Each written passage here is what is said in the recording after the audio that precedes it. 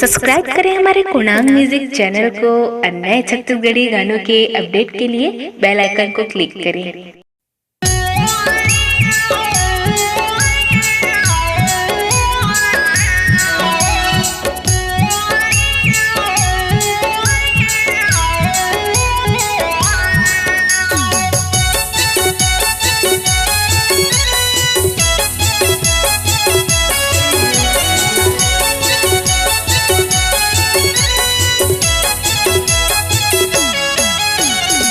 पवन महीना आगे रे संगी चलो कांवर धर के।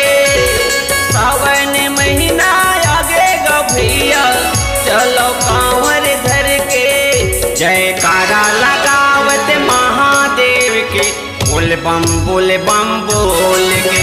जयकारा लगावत श्री शंभू के बोल बम बोल के।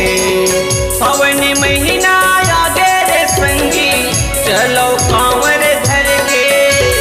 सावन महीना आगे गो भैया चलो कांवर धर के।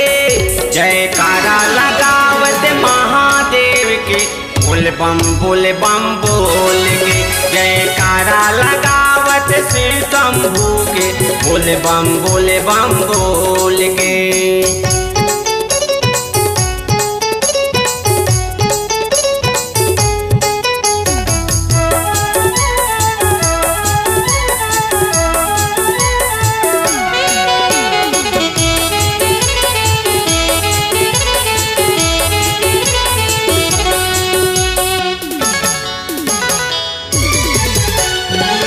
सुघर है सावन के महीना पानी गिरे झमाझम।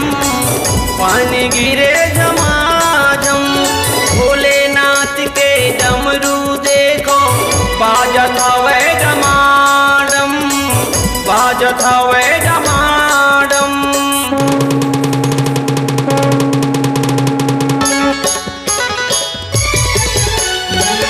सुघर है सावन के महीना पानी गिरे झमाझम। पानी गिरे झमाझम। भोलेनाथ के डमरू देखो बाजत हवे डमाडम। बाजत हवे डमाडम। कैलाश पर्वत मां मगन होके सब देवता मन पहुँचे। कैलाश पर्वत मां मगन होके सब देवता मन पहुँचे।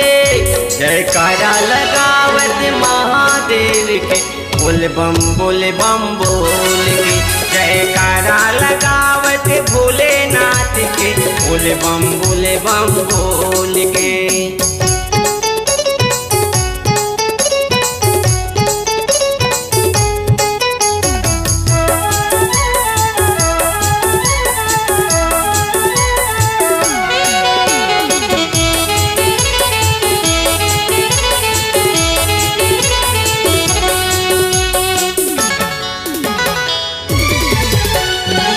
कांवर लाते सजा ले संगी गंगा जल ला भर ले।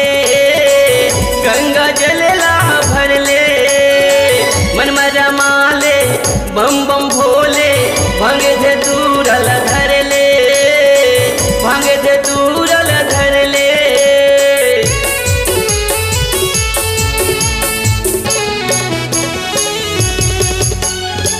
कांवर लाते सजा ले संगी गंगा जल ला भर ले। गंगा जल ला भर ले। मन रमा ले बम बम भोले भंग धतूरल धर ले। भंग धतूरल धर ले। बेल पत्ती धोवा चाउर संगी फूले पाने चढ़ा ले। बेल पत्ती धोवा चाउर संगी फूले पाने चढ़ा ले। जयकारा लगावत महादेव के बोल बम बोल के। जयकारा लगावत श्री शंभू के बोल बम बोल के।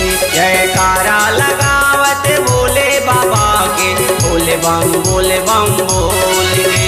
जयकारा लगावत श्री शंभू के बोले बम बोल